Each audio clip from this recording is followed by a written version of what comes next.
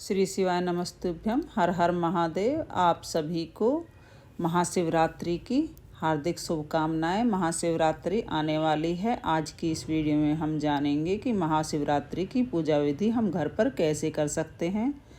वैसे तो महाशिवरात्रि की पूजा 4 पहर की जाती है, लेकिन अगर हम 4 पहर की पूजा भी नहीं कर पा रहे हैं तो शाम के समय प्रदोष की पूजा अवश्य करें। महाशिवरात्रि का दिन भगवान भोलेनाथ को विशेष प्रिय होता है, क्योंकि इसी दिन भगवान भोलेनाथ और माता पार्वती का विवाह हुआ था।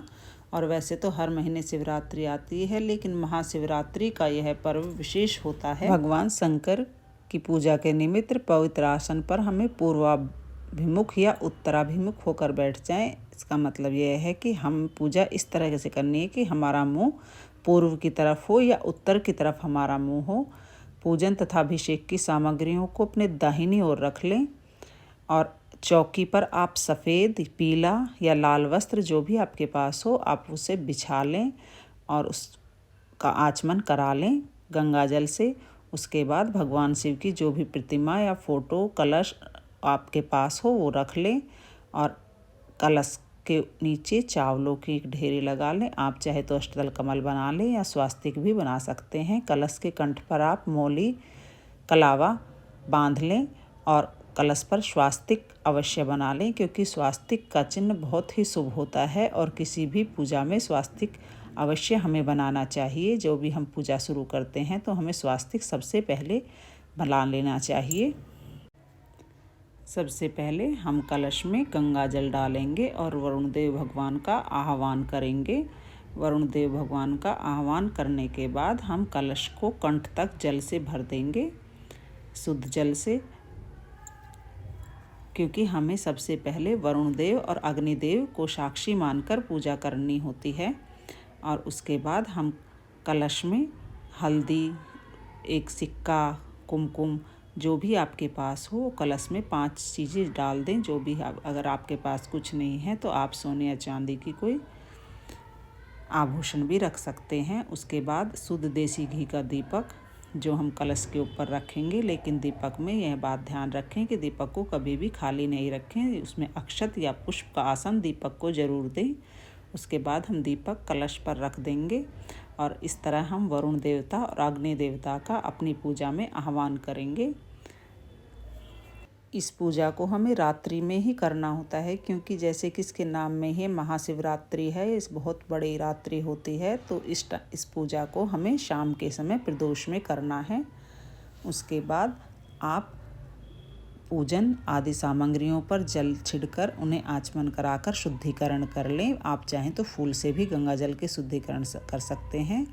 और इस तरह मिट्टी का पार्थिव शिवलिंग और नंदी भगवान बना लें। आप चाहें तो आप उन्हें पिंडी रूप में भी बना सकते हैं। ज़रूरी नहीं है कि आप उन्हें विशेष आकृति दें, जैसा भी आप बना सकते हैं बना लें। नहीं तो बाज़ार में शिवलिंग आते हैं, आप वह भी खरीद कर ला सकते हैं और उनका भी पूजन कर सकते हैं। लेकिन अगर पार्थिव शिवलिंग का पूजन करते हैं तो वह बहुत ही विशेष फलदायी होता है।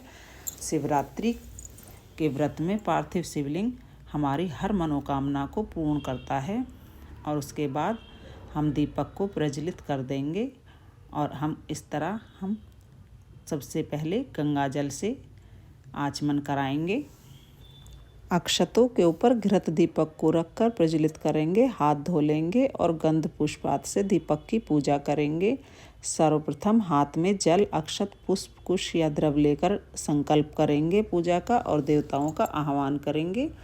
उसके बाद सबसे पहले हम पार्थिव शिवलिंग को गंगा जल से अभिषेक करेंगे और उसके बाद शुद्ध जल से उनका अभिषेक करेंगे। जल हमें थोड़ी मात्रा में डालना है, क्योंकि हमने पार्थिव शिवलिंग का निर्माण किया है।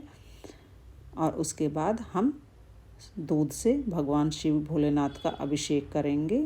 आप चाहें तो 5 चीज़ एक साथ मिला सकते हैं। दही के साथ भगवान भोलेनाथ का अभिषेक 5 चीज़ें होती हैं: दूध, दही, घृत या घी, शहद और बूरा। मैंने 5 चीज़ें अलग अलग ली हैं।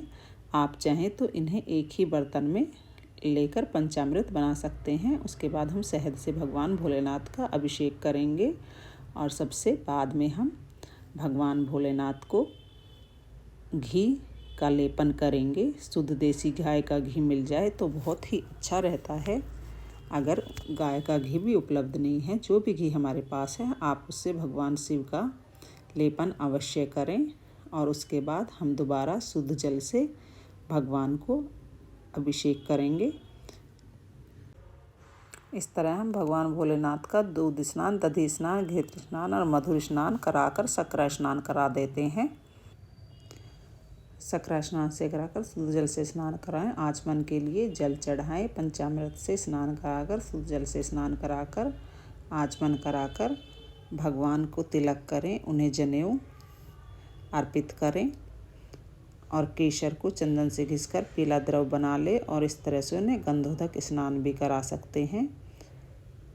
स्नान कराकर फिर भगवान को केसर, पीला केसर या लाल केसर, जो भी आपके पास हो, उन्हें उससे स्नान कराकर, आचमन कराकर फिर जल चढ़ाएं। सभी देवी देवताओं का, भगवान गणेश का, भगवान नंदीश्वर महाराज का, माता पार्वती का कुमकुम से तिलक करें।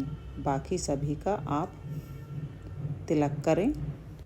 भगवान भोलेनाथ को यज्ञोपवीत जनेऊ अर्पण करने के बाद अगर आपके पास जनेऊ नहीं है तो आप उन्हें वस्त्र रूपी कलावा भी भेंट कर सकते हैं। उसके बाद भगवान नंदी को, माता पार्वती को, भगवान गणेश को वस्त्र रूपी कलावा भेंट करें और माता पार्वती को अगर आपके पास हो तो चुनरी भी अर्पित कर सकते हैं, क्योंकि इस दिन भगवान शिव और माता पार्वती का विवाह हुआ था, इसलिए उन्हें सगुन रूप में चुनरी, छोटी हो तो अवश्य चढ़ाएं। अगर चुनरी नहीं है तो उन्हें कलावा रूप में भी चुनरी चढ़ा सकते हैं। भगवान भोलेनाथ को चंदन का लेप अवश्य लगाएं और उन्हें भस्म अति प्रिय है। अगर आप भस्म उन्हें चढ़ाते हैं तो यह बहुत ही पुण्य का काम होगा। और आचमन के लिए जल दें। उसके बाद हम भगवान को बिलपत्र या जो भी सामग्री हमारे पास हो वो अर्पण करें। माता को चुनरी चढ़ाएं, कुमकुम आदि से माता को तिलक करें, अक्षत चढ़ाएं और पुष्प या पुष्पमाला चढ़ाएं। बिलपत्र में आप चंदन से ओम भी लिख सकते हैं या राम, या इस तरह चंदन की टीका लगाकर भी आप भगवान को बेलपत्र अर्पण कर सकते हैं। भगवान भोलेनाथ की महाशिवरात्रि की पूजा में बेलपत्र और बेल, दो चीज़ों का विशेष महत्व होता है। इस दिन आप भगवान को बेलपत्र और बेल अवश्य अर्पण करें। अगर आपके पास बेलपत्र नहीं है तो आप मंदिर में से भी बेलपत्र उठाकर, धोकर उनका पूजन कर सकते हैं। आपके पास 5, 7, 11 जितने बेलपत्र हों आप भगवान को अर्पण करें। महाशिवरात्रि की पूजा में 4 पहर की पूजा होती है। अगर आप चाहें तो आप दिन में मंदिर जाइए और शाम के समय नहा धोकर यह पूजा प्रदोष काल में अवश्य करें। 1 पहर की पूजा अवश्य करें। उसके बाद जो भी आपके पास फल, फूल, माला आदि हो वो भगवान को अर्पण करें। सीधे सच्चे भाव से भगवान की पूजा करें। भगवान को, माता सुंदरी को जो भगवान भोलेनाथ की सबसे छोटी बेटी है, उनको भी आप फूल अर्पण करें और लाल फूल आप माता पार्वती को अर्पण करें। और सफ़ेद पुष्प भगवान शिव को विशेष प्रिय होते हैं, तो आप उन्हें सफ़ेद पुष्प अर्पण करें। माता पार्वती को लाल फूल अर्पण करें। उसके बाद आपके पास जो भी समीपत्र, धतूरा आदि हों आप वो भगवान भोलेनाथ को अर्पण करें। मैंने भगवान गणेश जी को दूर्वा अर्पण की है। भगवान भोलेनाथ को शमीपत्र, बेलपत्र और सफ़ेद फूल, जो भी सामग्री हो आपके पास, आप उसे मन भाव से पूजा करें।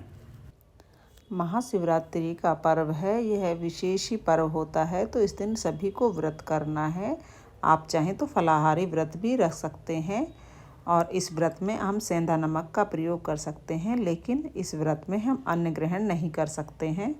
और इस व्रत में 4 पहर की पूजा का विधान है, लेकिन प्रदोष में की गई पूजा विशेष फलदायी होती है। उसके बाद हम माता को श्रृंगार की सामग्री अर्पित करेंगे। आप उसे 5, 7, 11 जो भी आपके पास हो वो आप माता पार्वती को श्रृंगार की सामग्री अर्पित करें।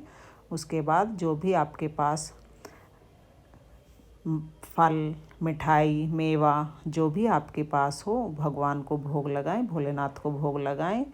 और मौसमी फल, बेर, अंगूर जो भी आपको मिल जाए उसका आप भोग लगा सकते हैं। और क्योंकि ये फागुन मास का पर्व होता है तो इस दिन भगवान को अबीर, गुलाल अवश्य लगाएं। और आप उसने चाहें तो बतासे भी अर्पण कर सकते हैं और चाहें तो आप मिश्री का भी भोग लगा सकते हैं।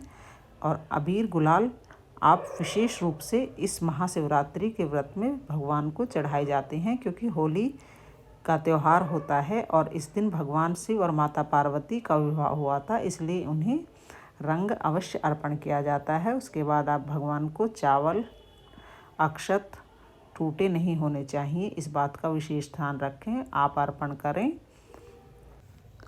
उसके बाद भगवान को द्रव्य दक्षिणा के रूप में आप 10, 11, 5, 7, 21 जो भी आपके पास पैसे हों आप भगवान को अर्पण करें। उसके बाद धूप दीप से आरती करें, धूप दिखाएं सभी देवी देवताओं को, कलश को, वरुण देवता को धूप दिखाकर फिर शुद्ध घी से या कपूर से भगवान की आरती करें।